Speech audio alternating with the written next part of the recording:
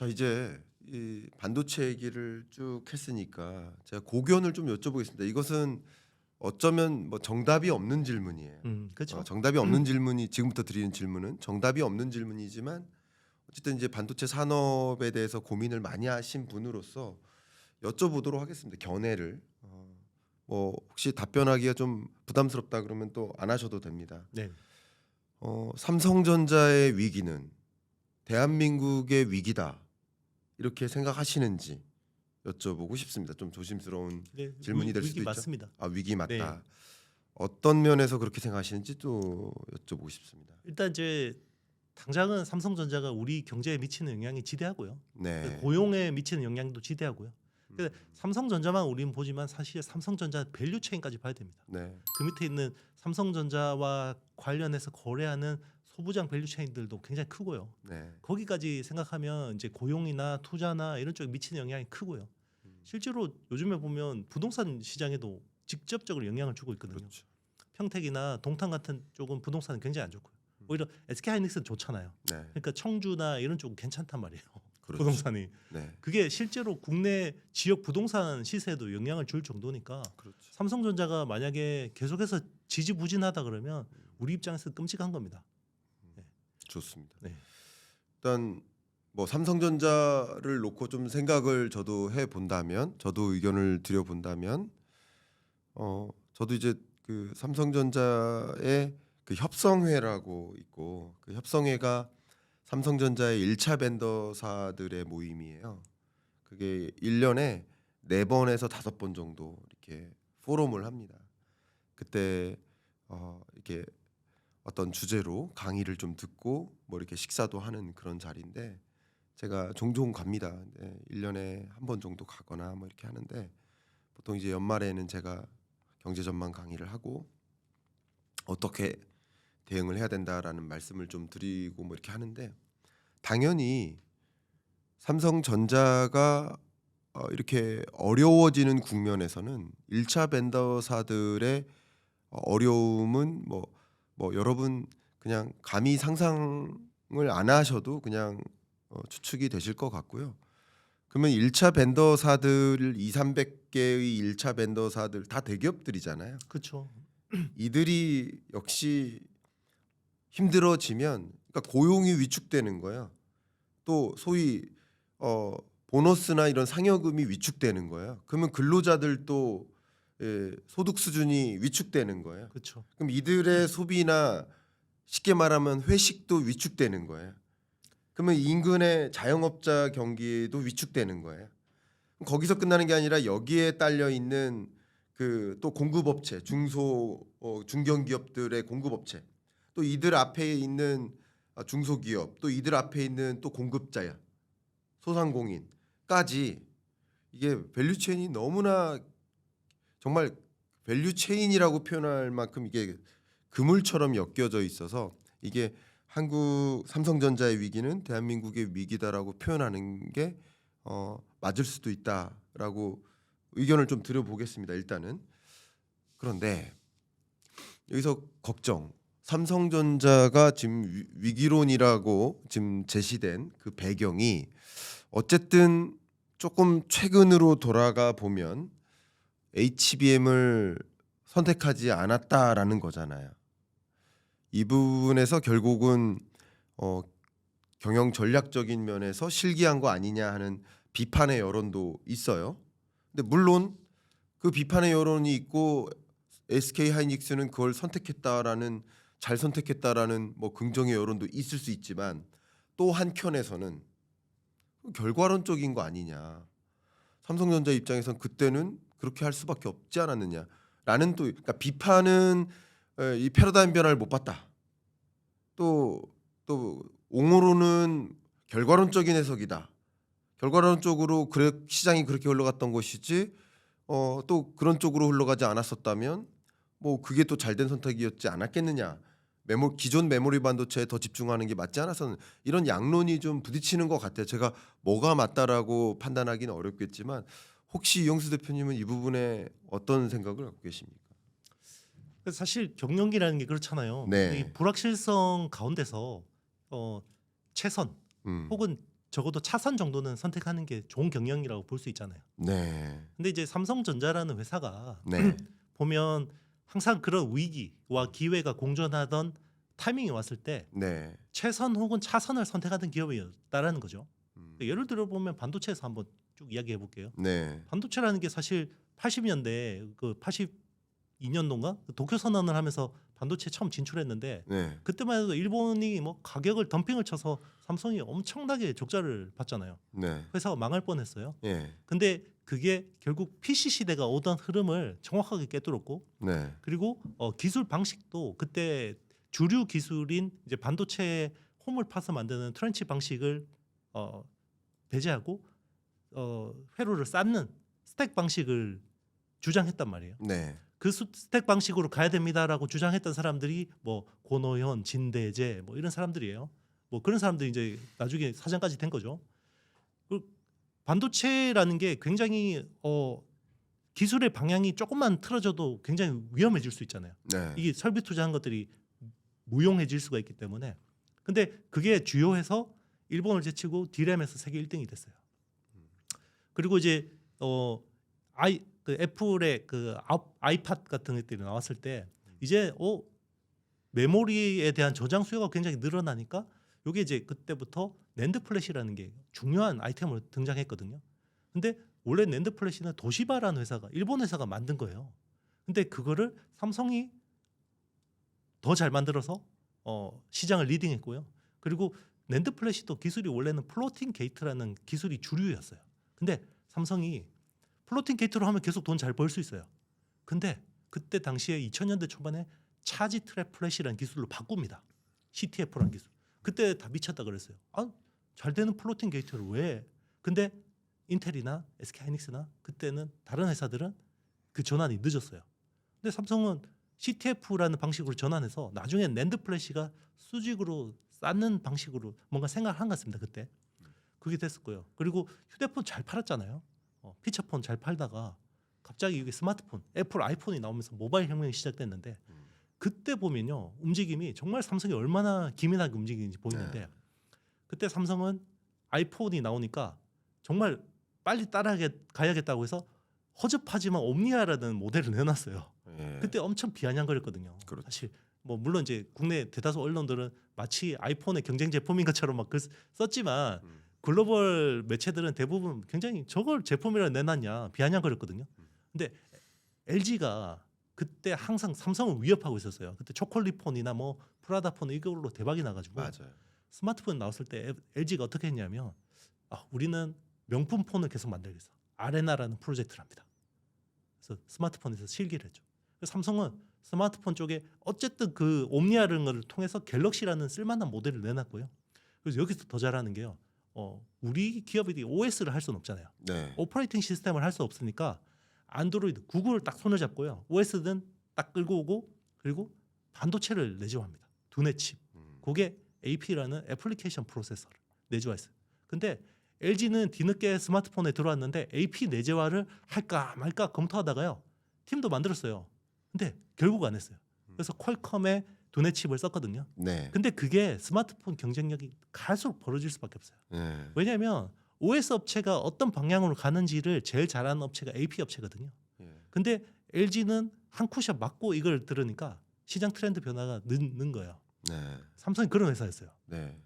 그런데 AI 시대에서 이걸 몰랐다, 운이 없어서 못했다 의사결정을 이게 말이 안 되는 거예요. 왜냐하면 이미 2017년에 구글의 트랜스포머라는 기술은 남았고요. 그렇죠. 예전에 삼성이 굉장히 어떤 혁신적인 기업일 때 같으면 그거를 그냥 흘려보지 않았을 겁니다. 그리고 알파고도 사실 2016년에 나왔어요.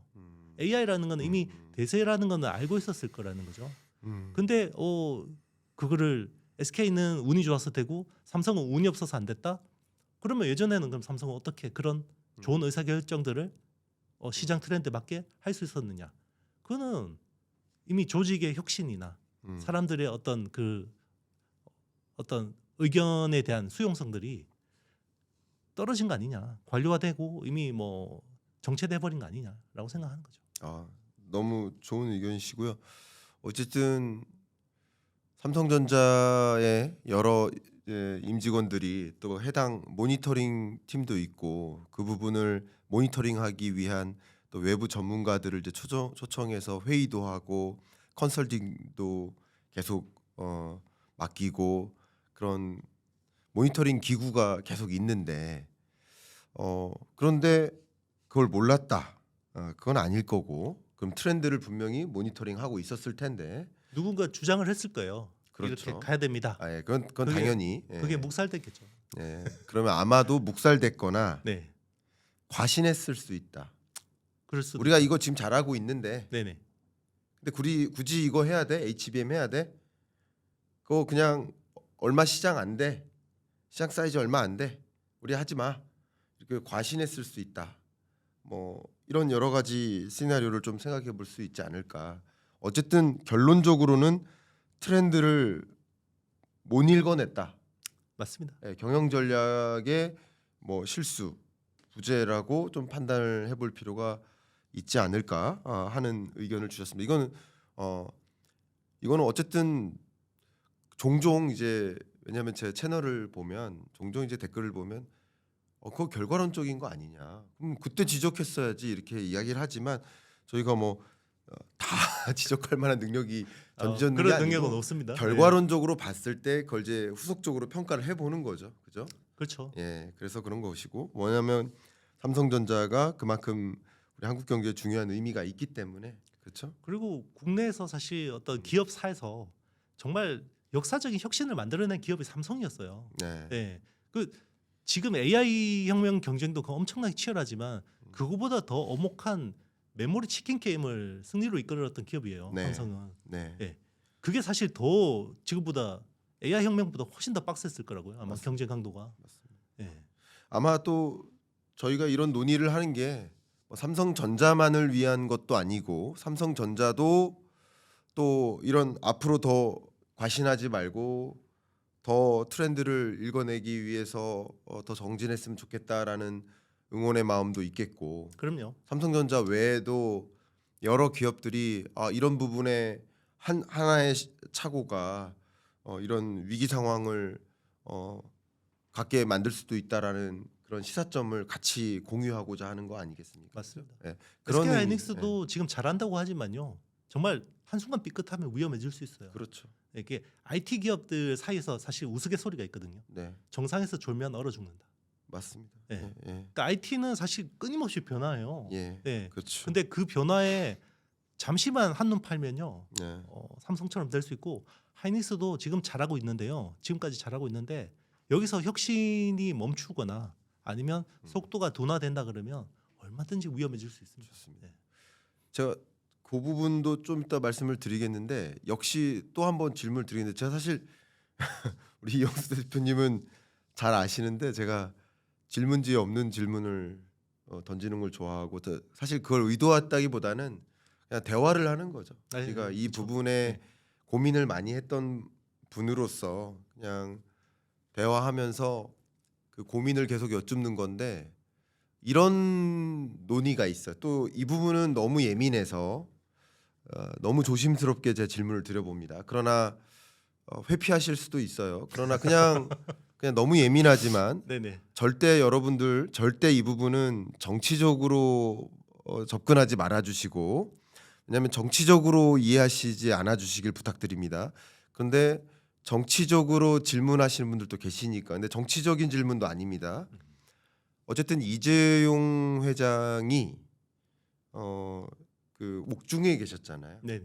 그러니까 그것이 어쩌면 삼성전자의 그런 의사결정에 장애인이 된 거 아니냐 그런 부분도 일정 부분 삼성전자의 위기를 가져오게 된 배경이지 않느냐 그게 그러니까 옥으로 보내면 안 됐었다라는 얘기를 하는 것도 아니고 옥으로 보내지 말아야 된다라는 얘기를 하는 것도 아닙니다. 그런 게 아니라 어쨌든 옥중에 어쨌든 그 총수 역할을 하는 분이 옥중에 계셨던 와중에 어떻게 이런 중요한 의사결정을 내릴 수 있었느냐 하는 어떤 물음표를 갖고 계세요. 그죠? 그래서 굉장히 중요한 조심스러운 질문인데 이 부분에 대해서는 혹시 어떤 생각을 갖고 계신지 절대 정치적으로 저희가 논의하는 자리가 아닙니다. 그건 네네. 정치 채널에서 물어보시고요. 네네. 저희는 그냥 경제 산업적으로 한번 고견을 여쭤보는 겁니다.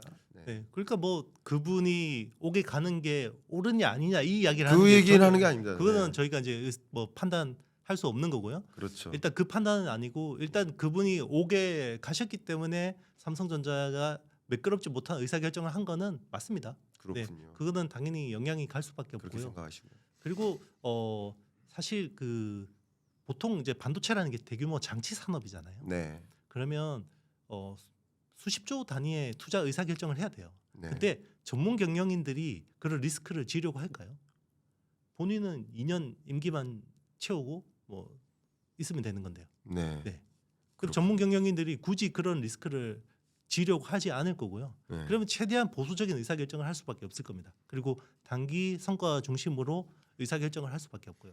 그러니까 저는 뭐 이제 대한민국의 재벌 시스템이 옳은지 안 옳은지 이거에 대해서도 말씀드리진 않습니다만은 네. 재벌 시스템의 장점은 오너의 과감한 의사결정이라 라는 주장들이 많거든요. 저는 거기에 동의하는 편이고요. 그래서 만약에 뭐 이재용 회장이 뭐 옥에 계시지 않았다 그러면 좀 더 좋은 의사결정을 했을 수도 있겠죠. 네. 근데 뭐 이건 뭐 어쨌든 결과론적인 거니까요. 네.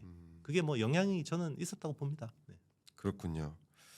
어쨌든 이것은 의견이니까요. 네. 뭐 절대 여러분 오해하지 말아주세요. 뭐 그러니까 예를 들어서 뭐 예를 들어서 뭐 저희 법적으로도 저는 너무 무식해서요. 법적으로 보내지 말았어야 된다 이런 얘기하는 것도 그렇죠. 아니고요. 맞습니다. 정치적으로 보낸 사람이 잘못이다 이런 얘기하는 것도 아닙니다. 보내지 말았어야 된다. 보낸 것이 잘못이다. 그게 아니라 그것이 정말 그러면 뭐 기업도 그런 일을 해서는 안 되지 않았느냐라는 논리도 있는 거니까 맞습니다. 제가 그런 종류의 논의를 하는 게 아니라 정말 그 최종 의사결정자가 옥중에 있는 것이 이런 의사결정을 내리는데 장애가 됐을까 하는 부분에 대한 판단을 저도 못하니까 근데 어쨌든 그 거대한 기업이 시스템적으로도 돌아가는 것들이 있잖아요. 그렇기 그렇죠. 때문에 이런 의사결정들이 그렇다 하더라도 내려질 수 있다고도 생각을 할 수 있거든요.